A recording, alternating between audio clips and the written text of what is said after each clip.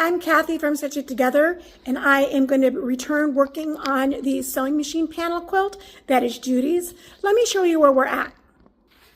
Judy came and she has on her actual quilt several borders before you get to the actual panel, which you can see here. Let me scroll out just a little bit.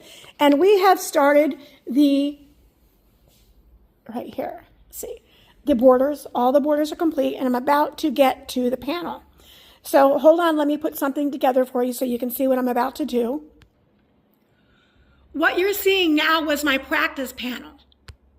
And where I'm going to be at is I'm going to be using an alternative to pattern eclipse. Pattern eclipse is when you use the gold feature to go around. You design your pantograph, and then you use the software mode, pattern eclipse, to go around things that you don't want to quilt through. You can have a lot of jump stitches with that, and you can end up with a lot of back stitching. And so I figured out a way to kind of do that without all of that. And so what I'm going to be sewing is this section. I have designed a pattern that goes completely around all the things that I don't want to quilt in. I don't want to quilt the sewing machine or any of the structures, and I'm going around all of the flowers because on Judy's quilt, she has beautifully embroidered all of them. So I am going to be quilting that out. I'm going to be using PatternCAD to help me place that pattern, but I drew it all in PatternCAD ahead of time. So that's what I'm going to be doing next. I'm back at the frame, and I have opened up Select and Sew. I am going to be marking. I'm only really using Select and Sew so that I can use the marking tool. With the marking tool, I'm going to mark out the sewing machine so that I know where it is on my screen. Then I am able to then close Select and Sew and reopen in PatternCAD and see that marking.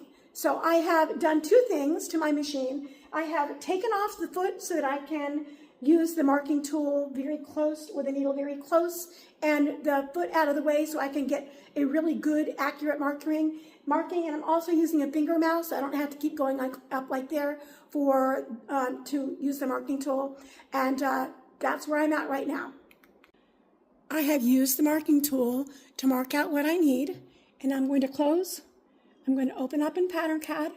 I'm going to click this box right here that says Safe Area, and there's what I'm working with right there. So I'm going to find the pattern that I'm going to place, and I'm going to place it.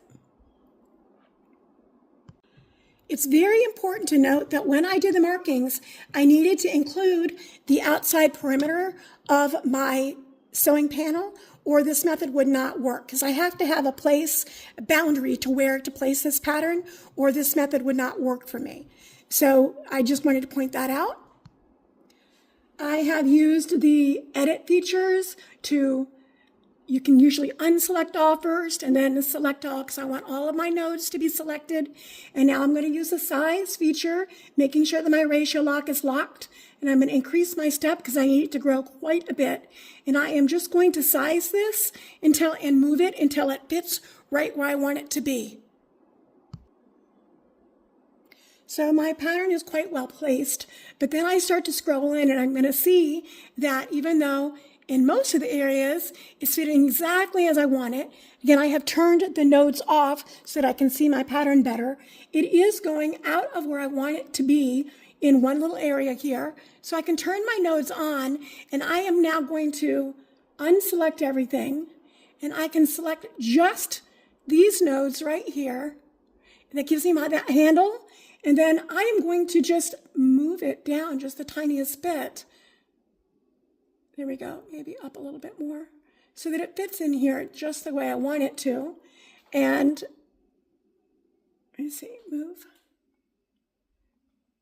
So now I'm just using the handles or the arrows instead of my finger to do this until it gets right inside where I want it to be.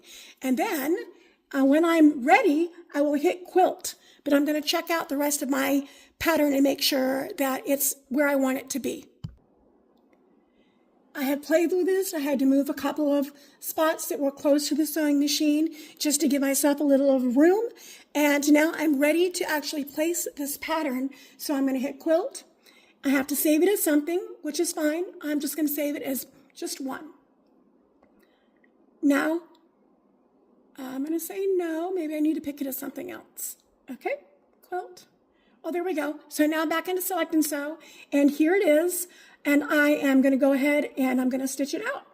I'll hit quilt in order to do that. Okay, so when I hit quilt, it's going to give me this pattern has not been placed. Do you wish to proceed?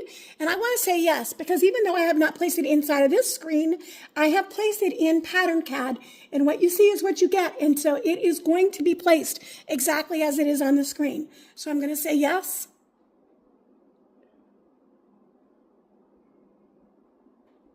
And I am going to do all my settings, and then I'm going to pull the bobbin, and I'm just going to stitch it out. I did need to put the foot back on my machine, which was not difficult at all.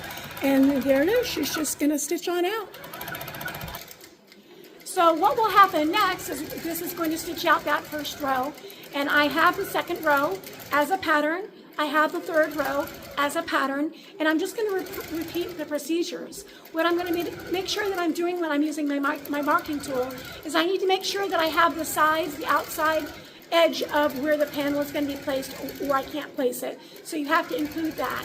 But for the next rows, I will also add some markings to where the pattern is supposed to go underneath. Like, so what's stitching out right now, I'll just take a few points that I'll add to like the lowest stitch so that when I place that next row, I can make sure that it's not going to be touching. And that's really all there is to it. And it did take a long time to draw the pattern out. It did. But then in stitching it out, it probably takes less time than, or at least the same amount of time as Pattern Eclipse, except for I won't have back stitching, I won't have any unnecessary jump stitch and stitches, and it is, since this quilt is going to be in a show, it's worth it for me and for Judy to have done this. But I wouldn't necessarily need to do this. I could just use regular Pattern Eclipse if this wasn't going to be something that was special.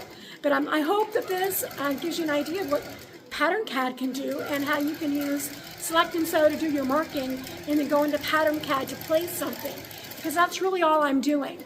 And so I hope you enjoy the video, and I hope this helps you in some way. Y'all have a great day.